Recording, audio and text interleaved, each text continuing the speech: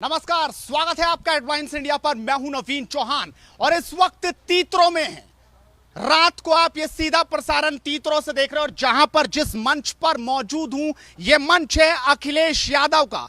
Samajwadi party के अध्यक्ष पूर्व मुख्यमंत्री अखिलेश यादव कल सहारनपुर के तीतरों में होंगे। चौधरी यशपाल जी का जो जन्म शताब्दी है उस मौके पर कल वो यहां पर होंगे और सहारनपुर के इसी तीतरों के इस मंच से कल वो इस रैली को संबोधित करते नजर आएंगे। ये विशाल सभागार आपको दिख रहा होगा, बहुत जबरदस्त तैयारी है और इस वक्त जब रात हो रही है तो रात को भी मुकम्मल तैयारियां की जा रही कि कोई कमी छूट ना जाए। पोडियम सही से है कि नहीं, माइक की आवाज सही आ रही है कि नहीं, और तमाम जो नेता हैं, कार्यकर्ता हैं, वो इस वक्त लगातार एक एक चीज को देख रहे हैं। तमाम जो नेता हैं उनकी कुर्सियां लग चुकी हैं, जो बड़े नेता हैं उनके लिए सोफे की तैयारी है और अखिलेश यादव कल यहीं से आपको गरजते दिखाई देंगे। और आइए इस मंच से हम चलते हैं नीचे कुछ लोगों से बात करेंगे, जानेंगे आखिरकार सहारनपुरी क्यों चुना अखिलेश यादव ने, क्योंकि इसी से आप समझिए अपने चुनावी कैंपेन की शुरुआत अखिलेश यादव तीतरों से कर रहे हैं, यानी सहारनपुर से कर रहे हैं। पश्चिम उत्तर प्रदेश में सहारनपुर की राजनीति भी आपको समझनी चाहिए और सबसे जो नजर आपकी होगी वो होगी इस फोटो पर। जो ये फोटो है ये है स्वर्गीय चौधरी यशपाल सिंह जी का। अपने आप में एक बहुत बड़े कद्दावर नेता, पश्चिम उत्तर प्रदेश में इनकी तूती बोलती थी। ये जो चाहते थे वही यहां पर होता था, जिसे जिताना चाहते थे उसको जिताकर दम लेते थे और अखिलेश यादव ने इसीलिए पश्चिम चुना है। वैसे भी पश्चिम उत्तर प्रदेश का सहारनपुर तो अपने आप में ऐतिहासिक है ही, लेकिन सवाल यह भी है कि जो 138 सीटें हैं पश्चिम में उन पर भी नजर अखिलेश यादव की है। सहारनपुर के ठीक बगल में शामली है, उसके बराबर में मुजफ्फरनगर, फिर मेरठ और आगे गाजियाबाद। यानी यहां जो रैली होगी, जो अखिलेश यादव इस मंच से बोलेंगे, जो कहेंगे, उसका असर यहां पर होगा। और आप देखिए कितना विशाल है, कितने ज्यादा हाई जो ये रैली स्थल है। बहुत जबरदस्त तरीके से तैयारी समाजवादी पार्टी ने की है, उनके कार्यकर्ताओं ने की है, उनके नेताओं ने की है। और बात करेंगे, मजाहिद राणा जी हैं, समाजवादी पार्टी के दिग्गज नेता हैं और लगातार इन्होंने तमाम पार्टियों का एक्सपीरियंस भी लिया है। सबसे बड़ी बात है कि तमाम नेताओं के साथ जो दिग्गज नेता है, फिर चाहे वो काजी रशीद मसूद हो, चौधरी यशपाल जी हो, मास्टर कमरपाल हो, उनके साथ काम किया है। मजाहिद जी, किस तरीके से आप देखते हैं, तैयारियां मुकम्मल हो पाई कि कुछ कसर अभी बाकी है? नहीं, तैयारियां मुकम्मल हो चुकी है और हमारे कार्यकर्ता पूरी तरीके से मुस्तैदी के साथ पूरी तरह फील्ड के अंदर भी और यहाँ भी कल की बहुत ही ऐतिहासिक रैली होने जा रही है चौधरी यशपाल सिंह जी की जयंती के ऊपर। और हर कार्यकर्ता अपने दिलो जान के साथ इस रैली को कामयाब बनाने के लिए लगा हुआ है, क्योंकि ये रैली एक मील का पत्थर होगी 2022 के चुनाव के लिए। कहाँ से लोग आ रहे हैं? कि सिर्फ सहारनपुर और आसपास के लोग हैं कि दूर दराज से लोगों का आना जा रही है? ज़्यादातर लोग तो सहारनपुर की जो 7 विधानसभाएं हैं, 7 विधानसभाओं से लोग यहाँ पर आ रहे हैं और सब अपने अपने साधनों से आ रहे हैं। दूसरी बराबर में यहाँ हमारा शामली डिस्ट्रिक्ट पड़ता है, उसकी कैराना और थाना भवन विधानसभा भी नज़दीक की है। वहाँ से भी कुछ लोग जो हमारे तीतरों के आसपास के लोग हैं वो यहाँ पर आ सकते हैं। नेता जो हमारे पश्चिम में जो लोग हैं, समाजवादी पार्टी के बहुत ही अच्छे और दिग्गज साथी हैं, वो लोग भी कल, क्योंकि नेता आ रहे हैं, हमारे राष्ट्रीय अध्यक्ष आ रहे हैं, तो उनको देखने के लिए, उनको सुनने के लिए नेता लोग ज़रूर आएंगे। लेकिन आवाम जो यहाँ पर इकट्ठा होगा वो सहारनपुर की 7 विधानसभा से होगा और बराबर में से कुछ साथी जहाँ शामली के थाना भवन और कैराना विधानसभा से भी साथी लोग आ सकते हैं। 17 में तो कसर रह गई थी, इस बार ये कसर पूरी हो पाएगी इस मंच के साथ? ये साध कर जाएंगे अखिलेश यादव, आपको दिखाई दे रहा है? देखो, जहाँ तक 17 का सवाल है, 17 के अंदर जो कुछ अगर हम लोगों से गलतियाँ हुई, उन गलतियों के ऊपर हमारी पूरी 5 साल तक नजरें रही हैं कि हमने हमारे से कहाँ कमी हुई है। लेकिन अब 2022 में हम वो गलतियां नहीं करने वाले हैं और पूरी मजबूती के साथ हम 2022 के अंदर सरकार बनाने जा रहे हैं और सरकार को बनाने की तैयारियां हमने पूर्ण कर ली है। बात करूंगा इनसे भी, और भी बात करनी है, लेकिन कुछ तस्वीरें और भी मेरे जहन में और मेरी नजरों के ठीक सामने है। आप देखिए कि रात को भी अभी टेलर लगा हुआ है जो कपड़े की सिलाई कर रहा है, जो अभी भी कहीं कहीं जो बाकी है उसकी तैयारियां पूरी कर ली जाए और बैनर्स बाहर लगे हुए हैं। उसकी भी तैयारियां लगातार हो रही है। कुर्सियां आपको नजर आएंगी, कई बड़ी बड़ी एलईडी भी इस पूरी जगह पर आपको दिखाई देगी। तो अब जो बात है वो ये है, क्या खास था चौधरी यशपाल जी के बारे में जो पश्चिम में उन्हें इतना पसंद किया जाता, उनकी छवि कैसी थी, कैसा गुण था उनमें, क्योंकि आप तो उनके साथ रहे, कई पल आपने उनके साथ बिताए होंगे, तो थोड़ा बताइए जरा उनके बारे में। देखो, जहाँ तक चौधरी यशपाल सिंह जी का संबंध है, मैं समझता हूँ कि वो अपने आप में पूर्ण पक्वता के साथ राजनीतिक आदमी थे, और राजनीति के साथ साथ वो सामाजिक व्यक्ति भी थे। और राजनीति और सामाजिक व्यक्तित्व एक जगह जब इकट्ठा हो जाता है, तो आप ये मान करके चलिए कि देश के अंदर जो आज़ादी से पहले लोगों ने जो सपने देखे थे, उन सपनों को साकार तभी किया जा सकता है कि जब हम राजनीतिक भी हों और सामाजिक भी हों। चौधरी यशपाल सिंह जी में ये बहुत ख़ास बात थी। अपने लोगों को जिस तरीके से मोहब्बत और प्यार के साथ रखने का जज्बा उनके अंदर था, कला उनके अंदर थी। मैं समझता हूँ कि उत्तर प्रदेश ही नहीं, पूरे देश के अंदर चंद लोग ऐसे हैं कि जो अपने कार्यकर्ताओं को उतनी मजबूती के साथ सहज कर रखने का काम करते हैं।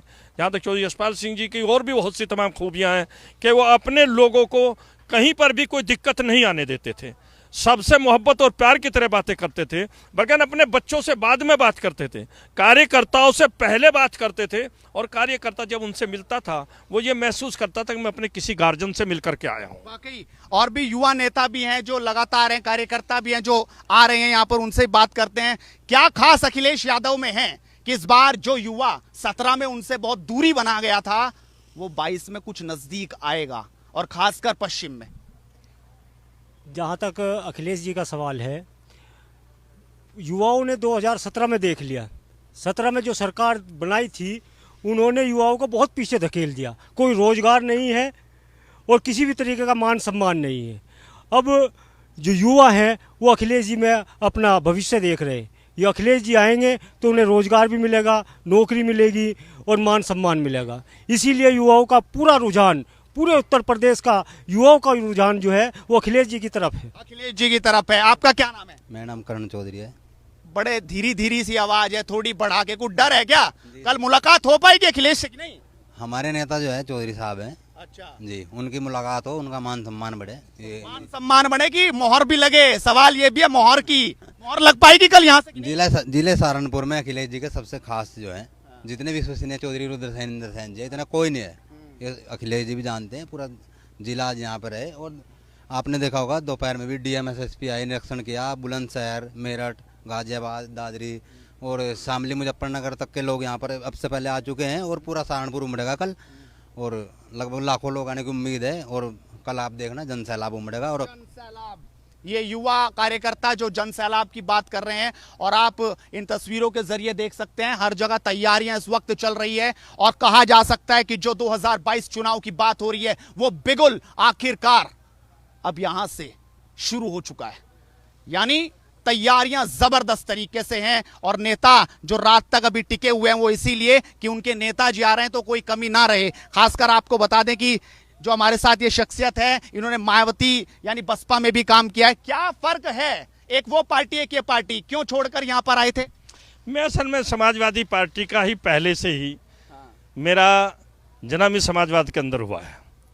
चाहे जनता पार्टी 77 की हो, चाहे 89 की जनता दल हो, चाहे समाजवादी पार्टी 92 में बनने का काम हुआ हो, मैं इनका हमेशा से इन पार्टियों के अंदर, प्रदेश के अंदर पद होल्ड करता रहा हूं, और तमाम बड़े नेताओं के साथ काम करते हैं। तमाम पूरे बड़े नेताओं के साथ, चाहे चंद्रशेखर जी हो, चाहे राजनारायण जी हो, मधुलुमे जी हो, मधु दंडवते जी हो, और तमाम और दूसरे माननीय मुलायम सिंह जी हो, चौधरी रामचंद्र दास जी हो, इन तमाम नेताओं के साथ मुझे काम करने का मौका मिला है। काजी रशीद मसूद का भी एक गढ़ है। काजी रशीद मसूद साहब हूँ, क्योंकि काजी रशीद मसूद साहब का तो ऐसा है कि मेरा और उनका छोटे भाई और बड़े भाई का नाता था। कुछ दिन वहाँ रहने के बाद मैंने फिर समाजवादी पार्टी ज्वाइन कर ली।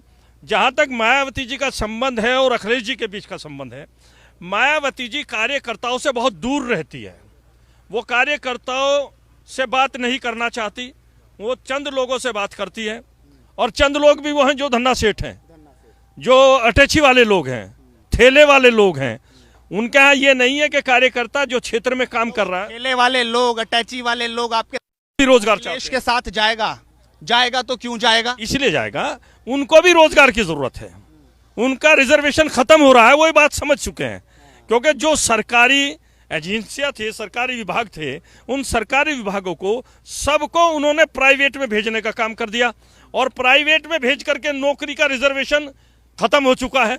तो लिहाजा उनको भी अगर आशा है तो वो भी अखिलेश यादव जी से है, उसे किसी और से नहीं। एक तरफ योगी आदित्यनाथ हैं जो कह रहे हैं गुंडों पर बुलडोजर चलेगा, गोली लगेगी और गुंडे खत्म हुए। आप तो युवा हैं, कार्यकर्ता हैं, चलिए आपका मन समाजवादी से है, लेकिन मुकाबला इस बार कैसे देख रहे हैं? जो 17 में पूरी तरह से तमाम पार्टियों का एक तरह से सफाया हो गया था, इस बार लगता है कुछ ताकत आएगी और मुद्दे क्या होंगे? इस बार जो 17 का चुनाव था उससे ठीक अपोजिट होगा। जिस तरह पहले सब पार्टियों का सफाया हुआ था, इस बार इस सब पार्टियों का सफाया करते हुए समाजवादी पार्टी आ रही और माननीय अखिलेश यादव जी इस प्रदेश के मुख्यमंत्री बनेंगे। योगी जी तो कल कह रहे थे, मैं उनका इंटरव्यू देख रहा था, कि जो 12 बजे उठते थे, 2 बजे मीटिंग करते थे, 4 बजे घर चले जाते थे, वो क्या प्रदेश को संभाल पाएंगे? मैं जहाँ तक योगी जी का संबंध है, उन्हें तो अपना मठ ही संभालना चाहिए, राजनीति के लायक वो नहीं है। क्योंकि ये बात हमें बहुत ज़्यादा दुखदायी उसमें लगती है कि जिनके ऊपर हमारी आस्थाएं थी साधु और संतों के अंदर, इन लोगों ने जो झूठ बोलने का काम किया है, हम कभी ये सोच भी नहीं सकते थे कि कोई साधु और संत भी झूठ बोलता है। वो जितनी बार भी जो बोलते हैं, ये मान लो उसका अपोजिट होना। जहाँ तक गुंडों के सफाई की बात है, अगर गुंडों के सफाई है तो लखीमपुर में क्या हुआ? क्या वो गुंडे नहीं है? क्या उसका मिश्रा का आपको इतिहास नहीं पता कि मिश्रा जी का क्या इतिहास रहा? उनको गुंडों को क्यों टिकट दिया गया? गुंडा का सफाया कैसे कर दिया? हाथरस में क्या हुआ?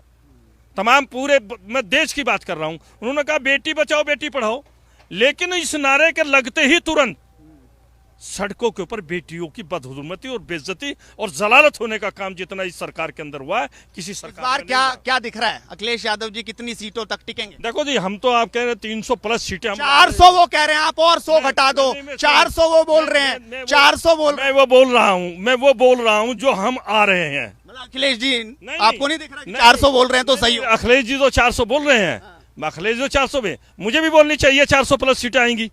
लेकिन मैंने ये बताया कि आज की तारीख में हम 300 प्लस सीटें ला रहे हैं, और 300 प्लस सीटें भी हम इसलिए ला रहे हैं कि हमें सरकार बना करके युवाओं को रोजगार देना है। तो और भी मैं आपको दिखाऊं कि देखिए, युवा जो है वो लगातार यहाँ पर जो काम करने वाले लोग थे वो भी अब आगे आने लगे, और पंखों में करंट चल चुका है, यानी पंखे भी अब चलने शुरू हो चुके हैं। और भी नेता, हाँ आपके अंदर कुछ है अभी कहने की बात जो अधूरी रह गई? जी बताओ, आप पूछो। क्या दिख रहा है आपके नेता इंद्रसेन, चौधरी रुद्रसेन इस बार फिट बैठ जाएंगे इस विधानसभा से कि नहीं? फिट बैठ रहे हैं, और गठबंधन का टिकट भी चौधरी इंद्रसेन जी का होगा, और जीत भी यहाँ पे बहुत बड़ी जीत होने जा रही है गठबंधन। पिछली बार भी बोल रहे थे गठबंधन का टिकट इस बार, पिछली बार टिकट कट गया था, पिछली बार टिकट नहीं हुआ था, उसके बावजूद 50,000 वोट मिली थी, पिछले उपचुनाव में 60,000 वोट मिली थी। इस बार जो है, इस बार टिकट भी होगा और जीत भी होगी और टिकट भी होगा। तो आपने देखा, तैयारियां लगातार हैं और हमारी कवरेज भी इसी तरीके से चलती रहेगी। बेबाक तरीके से जुड़े रहिए नेटवर्क के साथ।